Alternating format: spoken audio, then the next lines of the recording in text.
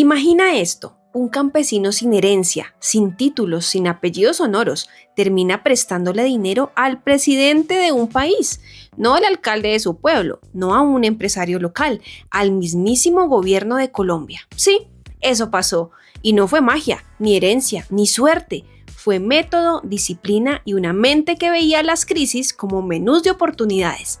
Su nombre era José María Pepe Sierra, y lo que logró hace más de un siglo todavía parece un mito. Un hombre que sin bancos ni planillas de Excel construyó un imperio financiero con base en 3 palabras que hoy parecen anticuadas: trabajo, ahorro y visión. Pero ojo, no era un santo ni un mártir del esfuerzo, era un estratega, un tipo que entendió la naturaleza humana antes que los economistas tuvieran modelos para explicarla. Mientras medio país se lamentaba por las crisis, él las esperaba con una sonrisa discreta, porque para Pepe Sierra, cada crisis era una puerta que se abría solo para los que tenían paciencia. Girardota, Antioquia, 1846. Entre montañas cubiertas de niebla, nace un niño en una familia campesina, sin dinero, sin conexiones, sin nada que lo hiciera especial, salvo su manera de mirar el mundo. Mientras otros niños soñaban con escapar del campo, él observaba la tierra como quien observa una ecuación. Desde joven entendió que el suelo, el sudor y el tiempo podían convertirse en capital si se sabían administrar. Cuando heredó una pequeña parcela, no la vendió ni la malgastó, la convirtió en su primera empresa. Sembró caña, fabricó panela y sobre todo reinvirtió cada peso. Cada ganancia regresaba al negocio. Cada cosecha servía para comprar un poco más de tierra, un par de vacas, unas herramientas nuevas. El joven Pepe descubrió un principio que cambiaría su destino. No es el tamaño del capital, sino el tamaño de la disciplina. Era el tipo de hombre que podía ver el valor en lo que todos consideraban insignificante. Donde otros veían una mula, él veía una línea de transporte. Donde otros veían caña, él veía flujo de efectivo. Y mientras muchos trabajaban para sobrevivir, él trabajaba para acumular. Su secreto era simple y radical. Vivía por debajo de sus posibilidades, pero pensaba por encima de su tiempo. No gastaba por impulso, ni aparentaba.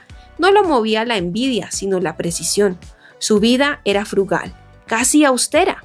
Pero detrás de esa sobriedad había una estrategia. Cada peso que no salía de su bolsillo era un ladrillo que construía su independencia.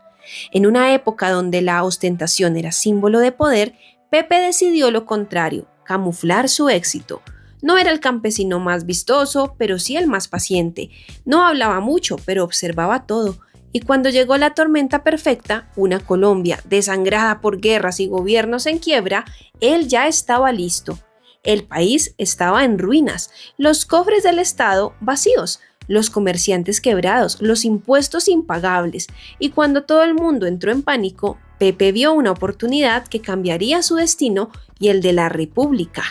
El gobierno necesitaba dinero y empezó a rematar sus rentas públicas: aguardiente, sal, papel sellado, degüello de ganado. En otras palabras, estaba vendiendo sus propias fuentes de ingreso.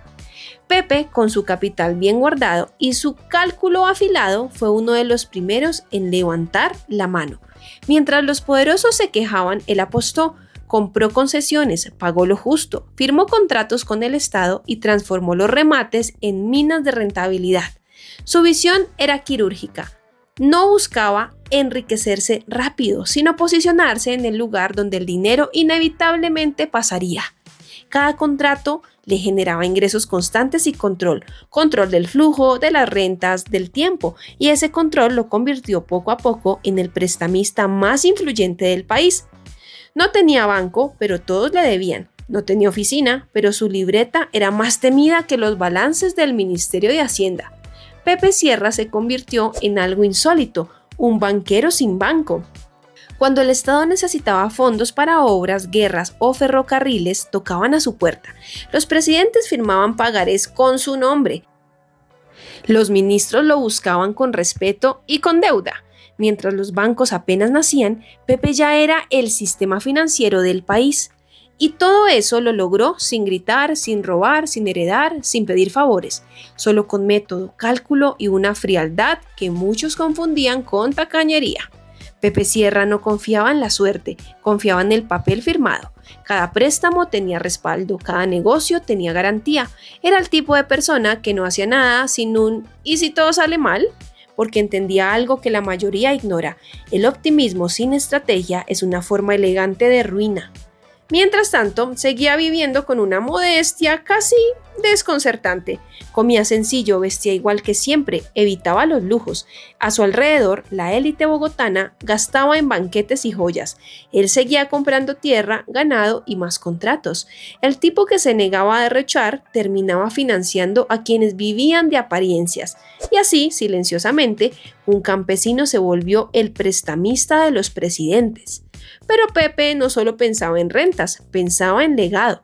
Compró hectáreas al norte de Bogotá, cuando nadie las quería. Muy lejos, decían, eso no vale nada. Él no discutía, compraba y esperaba. Décadas después, esos potreros se convertirían en el norte de la capital. Barrios elegantes, centros empresariales, avenidas con su nombre. Esa es la diferencia entre el que sigue la tendencia y el que entiende la proyección. Pepe Sierra no jugaba con el presente, invertía en el futuro, no compraba moda, compraba tiempo, y el tiempo, como siempre, le dio la razón. Pero el mundo cambia, llegó la Primera Guerra Mundial, los mercados se alteraron y los bancos comenzaron a fortalecerse. El dinero dejó de depender de individuos y empezó a girar en torno a instituciones. Sin embargo, cuando el Estado volvió a quedarse sin fondos, volvió a buscar el mismo hombre, Pepe Sierra, y él, ya mayor, volvió a responder, prestó, sostuvo, calculó, pero esta vez era algo distinto. El sistema empezaba a dejarlo atrás.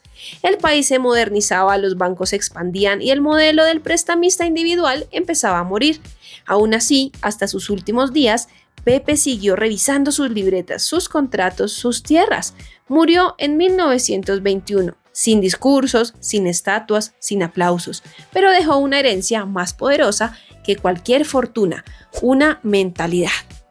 Su sobrina, Mercedes Sierra de Pérez, heredó la hacienda al Chicó, ese terreno que él compró cuando era un potrero perdido, y en lugar de venderlo, lo convirtió en un museo, el Museo del Chicó, un lugar donde la historia se mezcla con la visión, donde el silencio del campo aún susurra la voz de un hombre que entendió el poder de pensar a largo plazo. Hoy, entre las avenidas del norte de Bogotá, miles de personas pasan frente a ese museo sin saber que caminan sobre la visión de un campesino que soñó con el futuro mientras otros solo sobrevivían al presente.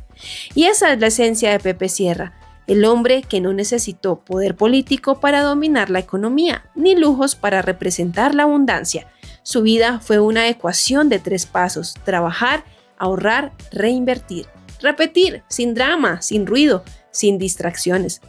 Si llegaste hasta aquí, más de un siglo después, su método sigue siendo brutalmente actual. Mientras las redes sociales están llenas de gurús que te dicen piensa en abundancia, Pepe te habría dicho piensa en control, porque el dinero no se atrae, se administra. Y la abundancia no es pensar positivo, es pensar con precisión.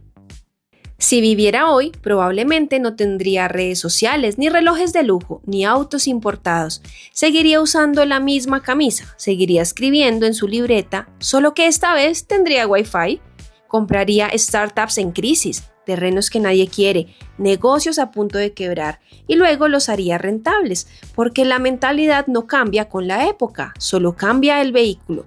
Su historia nos deja lecciones que valen más que cualquier curso de finanzas modernas.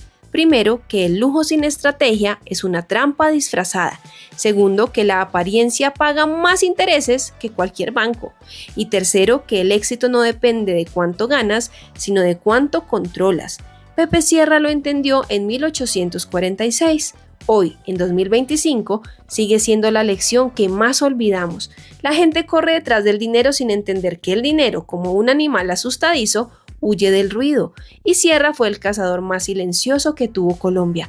Nunca necesitó ser visto, solo necesitó ser correcto. Al final, su vida se convirtió en un espejo de las contradicciones del país, un hombre del campo que entendió la ciudad mejor que los políticos, un austero que financió lujos ajenos, un discreto que terminó con una avenida que lleva su nombre. Y ahí está el verdadero poder. No en ser recordado por lo que mostraste, sino lo que construiste. La austeridad que muchos confundieron con pobreza fue su forma de libertad, su silencio fue su estrategia y su método, su legado. Así que la próxima vez que escuches a alguien decir el dinero no da felicidad, recuerda a Pepe Sierra. Él no buscó felicidad con dinero, buscó estabilidad con propósito y eso, curiosamente, sí da paz. Pepe Sierra no fue un personaje de novela, fue un genio silencioso y aunque sus libretas se hayan borrado, su fórmula sigue intacta: disciplina, cálculo, visión. 3 palabras que si las aplicas pueden cambiar tu destino, igual que cambiaron el de un campesino que terminó financiando una nación entera. Si esta historia te inspiró, suscríbete, porque aquí no hablamos de motivación vacía, hablamos de hechos, de estrategias, de personas reales que convirtieron la escasez en poder, como Pepe Sierra, el campesino que enseñó al país entero que la austeridad no es pobreza, es libertad. Nos vemos en el próximo video.